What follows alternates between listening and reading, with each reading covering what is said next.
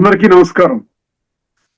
జీవనయానం కార్యక్రమంలో శ్రీ నమిలే రామ్మోహన్ గారు ధారావాహికంగా ప్రసంగిస్తున్నారు. వారి ధారావాహిక ప్రసంగంలో ఈరోజు 22వ ప్రసంగం చేస్తున్నారు.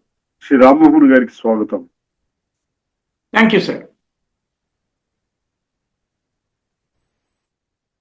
Welcome everyone for this live show. అంటే ఏమన్నారో తెలీదు, లైవ్ షో.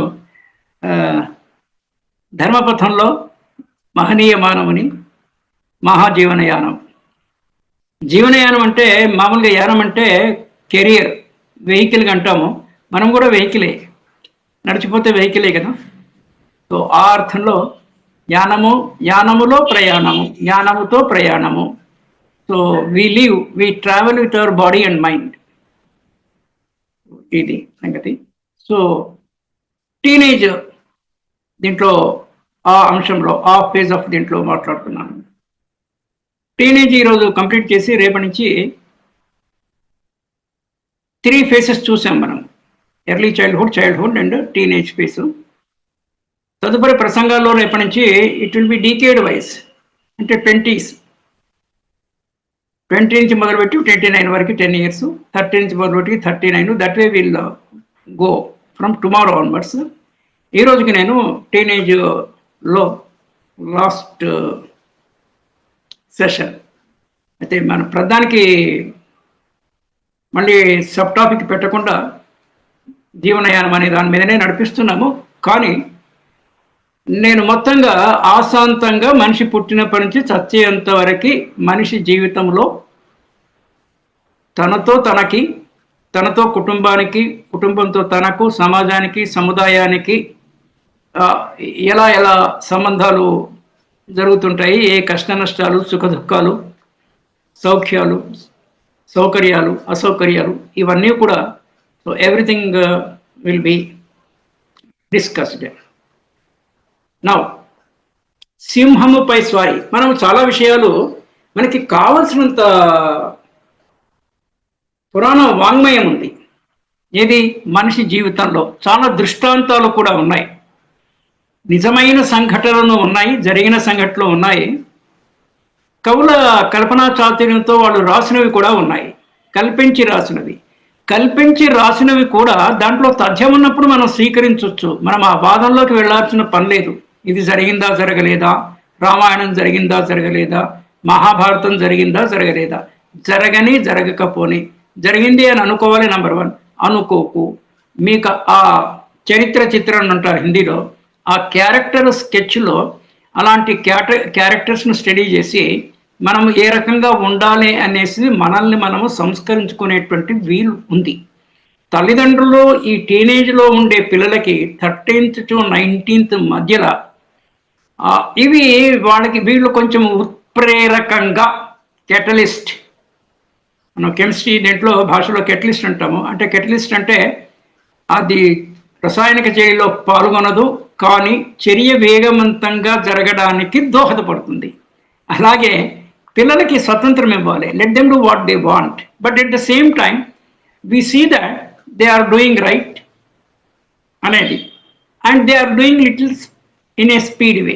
అంటే అలసత్వము, సోమరతనము లేకుండా ఎవరు రెడీ బ్యాటరీస్ తిరిగా ఎప్పుడు కూడా శక్తివంతంగా, ఉత్సాహవంతంగా, ఉల్లాసంగా పిల్లల్ని ఉంచడానికి ప్రయత్నం చేస్తుంటారు. పెద్దబాల శిక్ష ఉంది మనకి. పెద్దబాల శిక్షలో చాలా విషయాలు ఉంటాయి. నేను కూడా నా దగ్గర 2 వాల్యూమ్స్ పెద్దబాల శిక్ష అప్పుడప్పుడు టైం ఉన్నప్పుడు వెరిఫై చేస్తుంటాను. దాంట్లో నుంచి we can learn many things. Bhartrihari Subhashita Ratnavali, beautiful నీతి శతకంలో శృంగారం వైరాగ్యం పక్కన పెట్టిన, వైరాగ్యం సంగతి మనము 60 ఏళ్ళు దాటిన వాళ్ళ సంగతి మాట్లాడినప్పుడు వీ కెన్ టచ్ ఇట్. శృంగారము మెడేటెడ్, కానీ నీతి శతకంలో చాలా నీతి ఉంటుంది. దానికి ఏనుగు లక్ష్మణ్ కవి తెలుగులో కూడా బ్యూటిఫుల్ పోయమ్స్ ట్రాన్స్లేషన్లో ఉన్నాయి.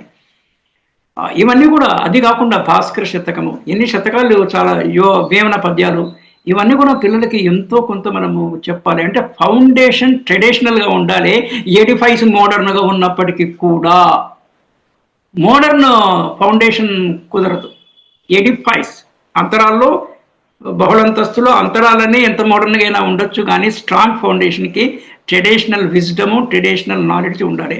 అయితే ట్రెడిషనల్ విజ్డమ్, మోడర్న్ నాలెడ్జ్, సమకాలీన జ్ఞానం మనుషులకు ఉండాలి, కానీ ట్రెడిషనల్ పారంపరిక అది ఉండాలి. పారంపరికటువంటి విజ్డమ్ ఉండాలి, అంటే బౌద్ధికం, బుద్ధిమతత్వం ఉండాలి. రైట్.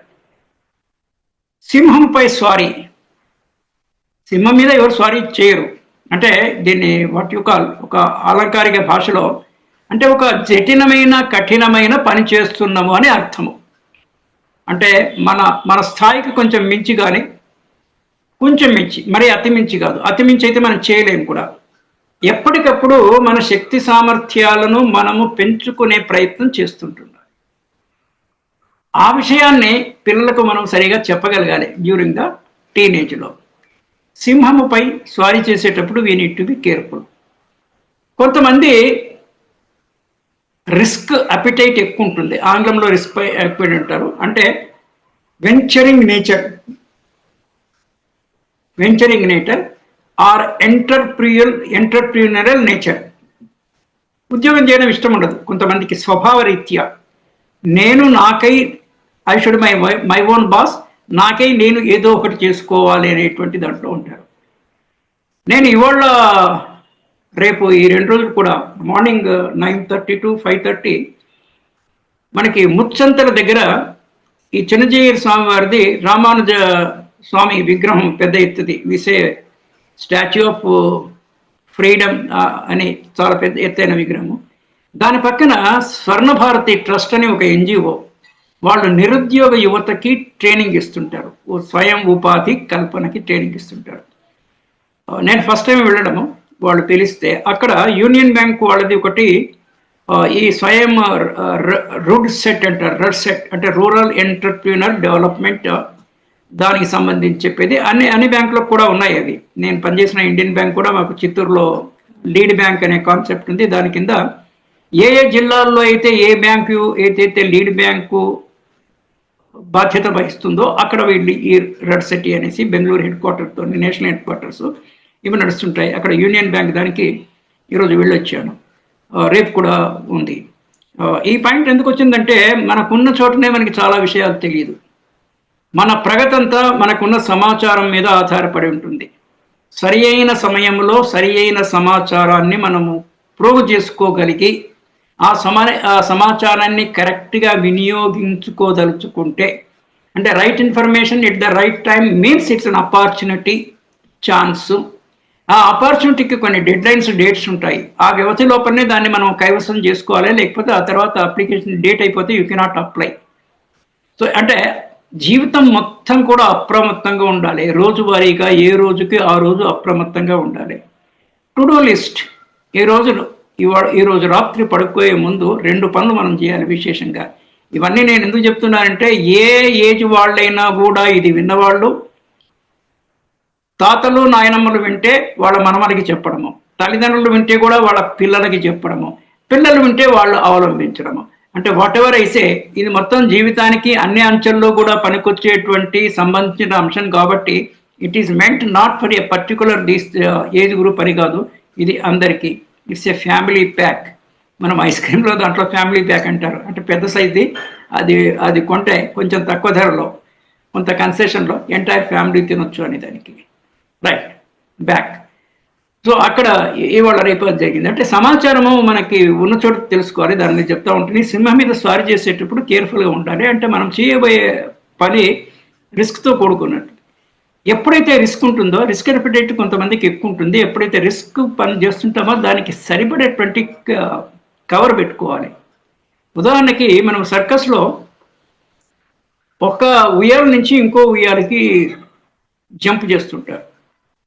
చాలా విచిత్రమైనటువంటి గారడి కాదు అది, నిజంగానే కనిపిస్తూ ఉంటుంది మనకి. ఒక ల్యాడర్ని వదిలి, అంటే ల్యాడర్ అంటే కట్టెలవి కాదు, తాడుతోని కట్టినవి, ఇది వదిలేసి మళ్ళీ అటు నుంచి వచ్చేదాన్ని పట్టుకుంటారు. అతను దీన్ని పట్టుకుంటారు, ఇక్కడి నుంచి వెళ్ళేవాళ్ళు అది పట్టుకుంటారు. కొంచెం కొత్తగా చేసే వాళ్ళకి కింద ఒక సేఫ్టీ నెట్ అనేది మనకి జనరల్గా ప్రాంతంలో వాడుతుంటాం మేనేజ్మెంట్లో. వీళ్ళు కింద ఫిజికల్ సేఫ్టీ నెట్ పెడతారు. ఒకవేళ బై ఎనీ ఛాన్స్ పడితే ఇట్స్ ఏ కవర్. చాలా నిష్ణాతులు ఉన్నప్పుడు సేఫ్టీ నెట్ కూడా పెట్టకుండా అవి చేస్తుంటారు, ఆ ప్రక్రియ చేస్తుంటారు. సో వెంచరింగ్ కెపాసిటీ అందరికి ఉండదు, రిస్క్ అందరు తీసుకోరు జీవితంలో. ఇక్కడ ఉద్యోగ విషయానికి వస్తే రిస్క్ తీసుకోవడం ఇష్టం లేని వాళ్ళే ఏదో ఒక ప్రభుత్వమో లేక ప్రభుత్వ ఉద్యోగమో, సెంట్రల్ గవర్నమెంటో, స్టేట్ గవర్నమెంటో, లోకల్ బాడీలోనో, లేకపోతే ఒక కార్పొరేట్ రంగమో దేంట్లో చేరుతారు ఎంతో కొంత. ఎందుకంటే పని చేస్తాం కానీ రిస్క్ తీసుకోమనేవాళ్ళు. మీరు సొంతగా ఏదైనా చిన్న షాప్ పెట్టుకున్నా కూడా రిస్క్ అంతా మీదే. ఆ రిస్క్ భరించేటువంటి అపిటైట్ అంటే స్వభావంలోనే ఉండాలి. అందుకే మనకి వర్ణాశ్రమ ధర్మంలో కూడా చెప్పినట్టు దాంట్లో మనం కరెక్ట్గా అర్థం చేసుకుంటే కనుక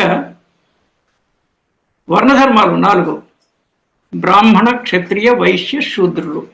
these are the broad categories. మళ్ళీ ఇండివిజువల్ కులాలు ఒక్కొక్క దాంట్లో విడిగా ఉన్నాయి. బ్రాహ్మణులలో కూడా శైవులు, ఆరాధ్యులు, స్మార్తులు, ఈ రకంగా కర్ణంస్ అని, నియోగులు ఇలా ఉన్నాయి. కానీ అల్టిమేట్గా ఏంటంటే బై కమ్యూనిటీ కాదు. బ్రాహ్మణ్ అంటే జ్ఞానం ఉన్నవాడు, అంటే బ్రహ్మత్వము అంటే బ్రహ్మజ్ఞానము. బ్రహ్మజ్ఞానం ఈజే చాలా పెద్ద జ్ఞానము. ఎంతో కాస్త జ్ఞానం ఉన్నవాడు బ్రాహ్మణ్ కిందకి లెక్క. He need not be a born Brahman. ఈ విషయాన్ని మనం కరెక్ట్గా అనాలిసిస్ అంటే కరెక్ట్ ఇంటర్ప్రిటేషన్ అనాలిసిస్ అనేది చాలామంది కరెక్ట్గా చేయక వాళ్ళు మిస్అండర్స్టాండ్ చేసుకోవడము, ఇబ్బందులు పడడం జరుగుతుంటుంది. We should be very clear on it. మనకి ఏదన్నా డౌట్ వచ్చినప్పుడు ఆ పర్టికులర్ విషయంలో సబ్జెక్ట్ మ్యాటర్ ఎక్స్పర్ట్ అంటాము, వాళ్ళని అడిగి తెలుసుకోవాల్సిన అవసరం ఉంటుంది. క్షత్రియులు ఎవరికైతే ధైర్యము, శౌర్యము, వేలర్, ఇంగ్లీష్లో వేలర్ అంటాము, సాహసవంతులు వాళ్ళ క్షత్రియులు. ఎవరైనా సరే వాళ్ళు ఏ కమ్యూనిటీ, శూద్రునికి కూడా క్షాత్రధర్మం ఉండొచ్చు. At times it is possible, రేర్గా ఇట్ ఈస్ పాసిబుల్. కానీ ఇవన్నీ జీన్స్లో వస్తాయి గట్టి స్వభావ రీత్యంలో. ఇవి ఎప్పటి నుంచో తరతరాలుగా ఆ వంశంలో ఆ కులంలో జన్మించారు కాబట్టి స్వభావ సిద్ధంగా వాళ్ళకి ఆ లక్షణాలు ఉంటాయి. బ్రాహ్మణ్స్కి కొంచెం నాలెడ్జ్, వీళ్ళంతా మంత్రులుగా పనిచేస్తారు కానీ రాజులు ఎప్పుడు గాలేరు కాదు. Very rare. ఒకవేళ అయితే కూడా రేర్ అనేది వేరు, రేరెస్ట్ ఆఫ్ ద రేర్ జరుగుతూ ఉంటుంది. వీళ్ళు ఎంతసేపు రాజులకు మంత్రిగాను, నాలెడ్జబుల్ పర్సన్స్ అనే దాంట్లో. క్షత్రియులు they show the authority, they rule the kingdom. ఇప్పుడైనా అంతే. ఇప్పుడున్న డెమోక్రటిక్ ఫార్మ్ ఆఫ్ గవర్నమెంట్లో కూడా మీరు ఎక్కడ చూసుకున్నా కూడా రెడ్డిలు అంటే రెడ్డిస్ అనే కాదు, వెలమ, నాయుడు, కమ్మ, వీళ్ళంతా ఒకే టైప్ ఆఫ్ దీని అంటే సబ్సెక్ట్స్. నేను ఇందాక బ్రాహ్మణులు కూడా 4 తెగలు ఉన్నట్టు చెప్పినట్టు. దెన్ వైశ్య అంటే మనకి కోమట్లని తెలంగాణలో, గుప్తాలని, మార్వడీసు, శ్రేష్ఠి, ఇవన్నీ కూడా వీళ్ళకి వ్యాపార దక్షత ఎక్కువ ఉంటుంది. అంటే ఎక్కడ ఏది అమ్మాలో చూడండి. మనకి హైదరాబాద్లో కూడా Marwaris they are everywhere in India, north ఈస్ట్లో కూడా. అంటే ఎక్కడెక్కడ బిజినెస్ ఆపర్చునిటీ ఉందో వాళ్ళు ఉంటారు. They are not entrepreneurs. Entrepreneurs అంటే కొంచెం సాహసం చేసేవాడు ఎంటర్ప్రీనర్. ఈ రెడ్డి కమ్యూనిటీస్ ఇందాక చెప్పిన రెండవది, క్షత్రియ కమ్యూనిటీస్లో క్షాత్రానికి సంబంధించిన వాళ్ళల్లో అధికారం ఉంటుంది, ప్లస్ ఎంటర్ప్రైజ్కి కూడా ఆ ధైర్యము, సాహసం అవసరం, రిస్క్ తీసుకునేటువంటి కెపాసిటీ అవసరం. దెన్ బ్రాహ్మణ, క్షత్రియ, వైశ్యుల గురించి మాట్లాడాము. శూద్రులు అంటే శూద్రులు అనేది వీనిట్ అంటే వాళ్ళేమి తక్కువ అనేం కాదు. ఎవరు తక్కువ కాదు, ఎవరు ఎక్కువ కాదు. ఇది ఒక అద్వైతటువంటి శ్రేష్టమైనటువంటి జ్ఞానం మనకు అందరికీ ఉండాల్సినటువంటి అవసరం ఉంది. వాళ్ళు ఫిజికల్ లేబర్ చేస్తారు, వాళ్ళ బాడీని నమ్ముకొని వాళ్ళు బతుకుతారు. Nothing wrong in it. తెలివైన వాడు బుర్రను నమ్ముకొని బతుకుతాడు. కొంచెం తెలివి ఎక్కువ ఉన్నవాడు దేహదార్ఢ్యతను పట్టుకొని పనిచేస్తారు. ఏదైనా ఒకటి అల్టిమేట్గా the whole and soul purpose of life is to be happy. మనం సంతోషంగా ఉండాలి.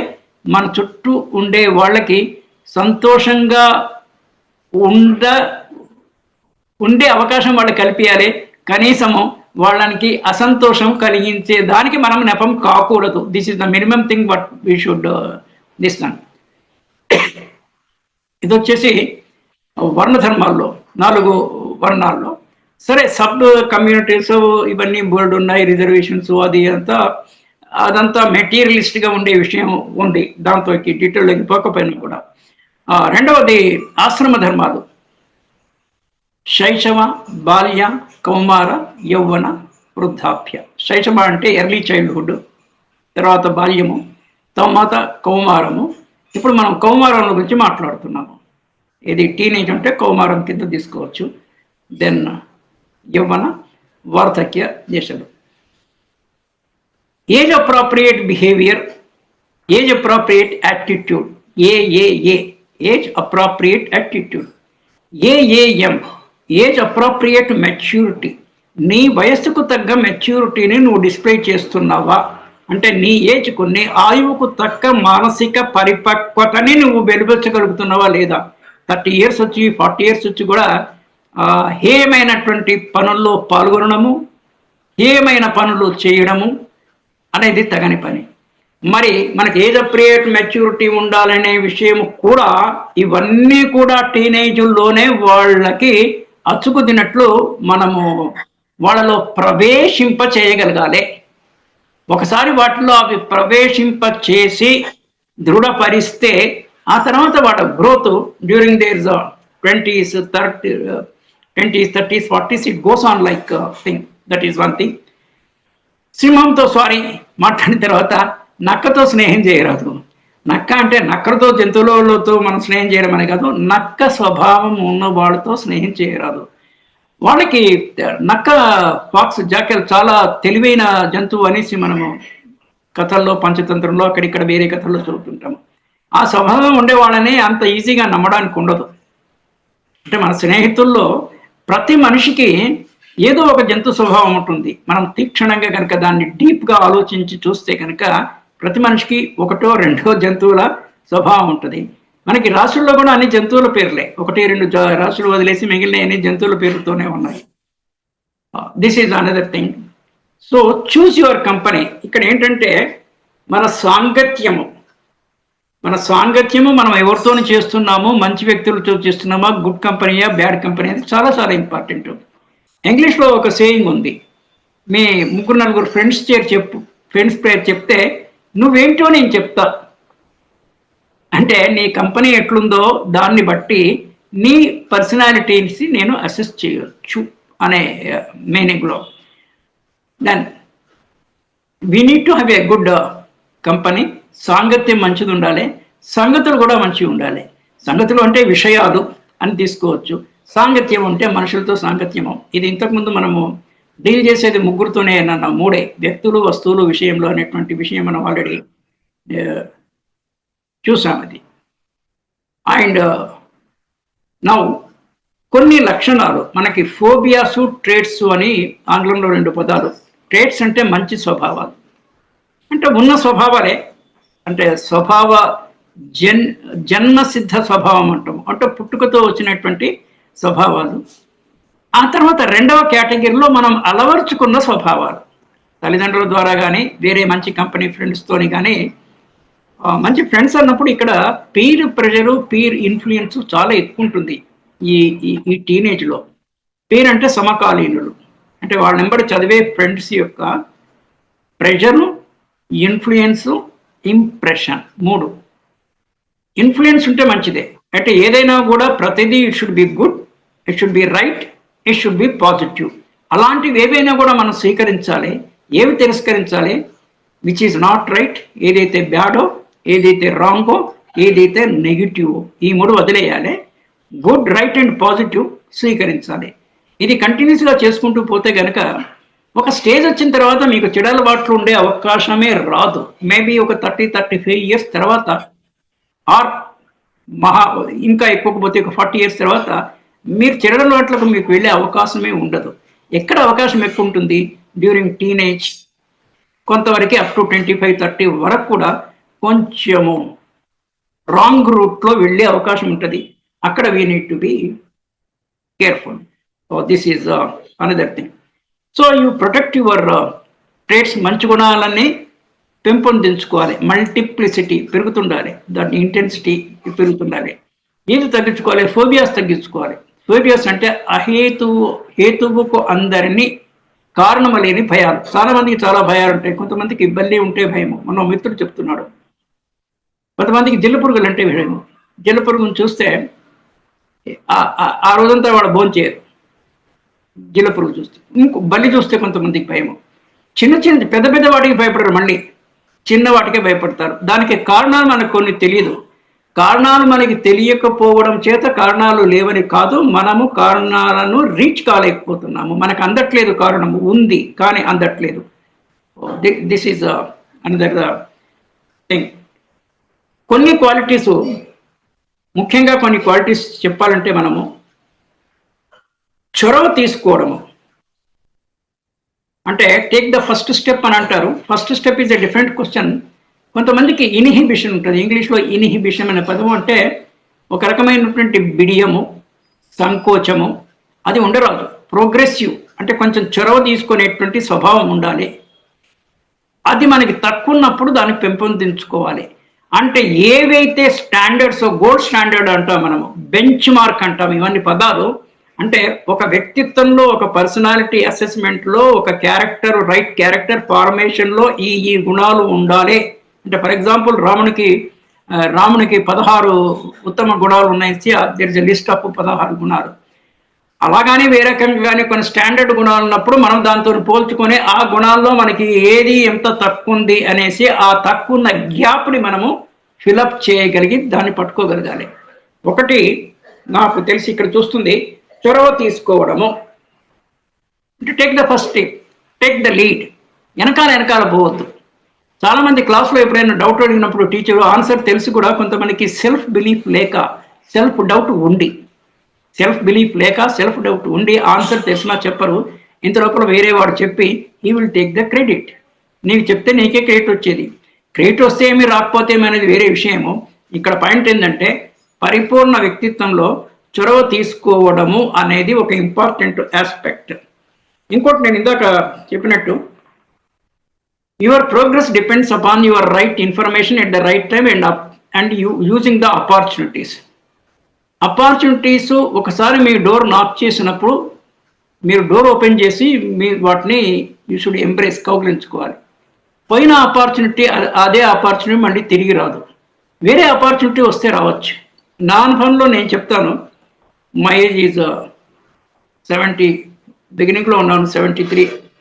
ఆ టైంలో 1960s ఆ ప్రాంతాల్లో, 60s 70sలో హైదరాబాద్ నగరంలో రూపాయి గజం ల్యాండ్, ఇంకోసారి అంతకన్నా తక్కువ కూడా, రూపాయికి, 2 రూపాయలకి, 5 రూపాయలకి, 10 రూపాయలకి, 10,000కు ఎకరం. ఇవాళ పేపర్లో ఎక్కడ చూస్తే ఏదో కంపెనీ వాళ్ళు 170 కోట్లకి ఎకరం కొన్నారు. హైదరాబాద్ కూడా 1960sలో జనాభా 10 లక్షలు. నిడివి హైదరాబాద్ది ఒక పాయింట్ నుంచి ఇంకో పాయింట్కు 5-6 కిలోమీటర్ల కన్నా ఎక్కువ విస్తీర్ణం లేదు, రేడియస్ 5-6-7-8 కిలోమీటర్ల కన్నా. ఇప్పుడు ఒక 30-40 కిలోమీటర్స్కి పోయింది. చాలా విలేజెస్ హైదరాబాద్ నగరంలో ఇప్పుడు విలీనం అయిపోయినాయి మున్సిపాలిటీలో. అంతకుముందు దేవర్ నగరాలే. మరి ఆ టైంలో అక్కడ ఉండే భూములు ఉండేవాళ్ళు అప్పట్లో కొన్ని వేలకు అమ్మేసుకునే వాళ్ళంతా ఒక రకంగా నష్టపోయినట్టే. అదే ఇప్పుడు ఉంచుకుంటే కనుక 1 ఎకరం. దీనికి ఫార్ సైటెడ్నెస్, విజనరీ అనే ఒక పాయింట్, ఒక పదము. విజనరీ అంటే చాలా ఇంకా హయ్యర్ లెవెల్, అంటే ఎంటైర్ సొసైటీ, ఎంటైర్ మానవాళి గురించి మాట్లాడేది, ఆలోచించేది విజనరీస్. అట్లీస్ట్ మనకై మనము ఫార్ సైటెడ్నెస్, మార్కెట్ ఇంటెలిజెన్స్ అంటారు. అంటే కొన్ని పదాలు క్యాచ్ చేసి ఆ పదాల విశ్లేషణ ద్వారా కూడా మనం మెటీరియల్స్ ప్రోగ్రెస్, అంటే మనం ఉండేది ప్రపంచంలో మెటీరియలిస్టిక్ లివింగ్ కనుక మెటీరియలిస్ట్ ప్రోగ్రెస్ కూడా మనకి నట్టుబడకుండా, అంటే మనకి లైఫ్ ఇబ్బంది కాకుండా అంతవరకు ఉండాలి. కానీ not at the cost of the spirituality అనేది డెఫినెట్గా ఉండాలి. మనము ఎంటీ హ్యాండెడ్తో వచ్చాము. We came only with a hardware and software, body being the hardware and mind being the software. External బిలాంగింగ్స్తో మనం రాలేదు. మన ఎంబడి వచ్చేటప్పుడు ఏదో గదలో, కిరీటాలో, బంగారం అది పెట్టుకొని రాలేదు కదా. ఇది తాత్విక విచారణ. ఇది ఒక్కొక్కసారి కొంతమందికి ఉన్నా కూడా అది నిలవాలంటే సాధన చేయాలి. ఆ స్పిరిచువాలిటీ అట్లా ఉంటూ కూడా మనం మెటీరియలిస్టిక్ లైఫ్లో మనము వేరే వాళ్ళకి చేయి చాచి అడిగే పరిస్థితి రాకుండానైనా కూడా మనం చూడాలి. దానికి మార్కెట్ ఇంటెలిజెన్స్, మార్కెట్ ఇన్ఫర్మేషన్, ఈ రెండిటి మీద MI market information, market knowledge. నేను ఇంతకుముందు ఈ పాయింట్ ఒకసారి మనం మాట్లాడుకున్నాము. మూడు ఉంటాయి: society, market and state. State అంటే గవర్నమెంట్. మనం సొసైటీలో ఉంటాము, సమాజాన్ని గమనిస్తుండాలి. సమాజం ఏ రీతిగా పోతుంది, సమకాలీన పరిస్థితులు ఏమున్నాయి, మనం సమకాలీన పరిస్థితుల్లో ఎంత ఇముడుతున్నాం. మనకు విశేషమైనటువంటి జ్ఞానము ఉండొచ్చు లేకపోవచ్చు వేరు, కానీ కనీస సమకాలీన సమాజంలో మనము వెళ్ళగలుగుతున్నాము. 10 మంది దగ్గర మనం ఉన్నప్పుడు మనము are we able to withstand అంటే వాళ్ళ భాషలో, వాళ్ళ సంభాషణలో మనం ఇముడగలుగుతున్నామా? ఎలా ఇముడుతాము? మనకి సఫిషియంట్ జనర జ్ఞానం, లోక జ్ఞానం ఉండడము, లేదా ఆ పర్టికులర్ వాళ్ళు ఏ విషయం మీద అయితే మాట్లాడుతున్నారో ఆ విషయం మీద కూడా మనకి సరిపడా అవగాహన ఉండడము, ఇవన్నీ ఒక సభలో కానీ సమాజంలో కానీ రాణించడానికి ఉపయోగపడతాయి. రాణిస్తే ఏమీ, రాణించకపోతే ఏమనేటువంటి మీమాంస అట్లా ఉన్నప్పటికీ కూడా లౌకికంలో రాణించాలి. మరి రాణించడం పెద్ద విషయం కాదు, కొంచెం శ్రమ చేయాలి, కష్టపడాలి. సో ఇక్కడ ఈ పాయింట్కి వచ్చినప్పుడు అవకాశాలు ఒకటి. దాని మూడవ విషయము పట్టుదల. పట్టుదల వేరు, మొండితనం వేరు. మనకి మొండితనం ఉండరాదు, కానీ పట్టుదల ఉండాలి. నేను M3 అంటాను. ఎంతో స్టార్ట్ అయ్యే 3 స్వభావాలు ఉన్న మనుషులని మనము దూరం ఉండాలి. ఒకటి మొండివాళ్ళు, రెండవది మూర్ఖులు, మూడవది మూఢులు. మూఢులు అంటే ఒక 2-3 సార్లు చెప్పినా కూడా అర్థం కాకపోతే మూఢులు, మళ్ళీ వాళ్ళకి చెప్పి అనవసరము, వాళ్ళతోని దూరంగా ఉండాలి. ఉర్దూలో ఒక సామెత ఉంది, అఖల్ మందుకు ఇషారా కాఫీ హై. తెలివైన వాడికి కొంచెము సంజ్ఞ చేస్తే వాడు అర్థం చేసుకుంటాడు. నేను దానికి ఇంకోటి యాడ్ చేస్తున్నాను, బేవకూఫ్కు కిత్నేసార్ సంజానే పర్ భీ ఫాయిదా నహీ. సో మూర్ఖజనం చిత్తము మాన్పవచ్చునే అనేసి పెన్నయ్య సింగ సీమని దీవనిలో ఇది కూడా ఉంది.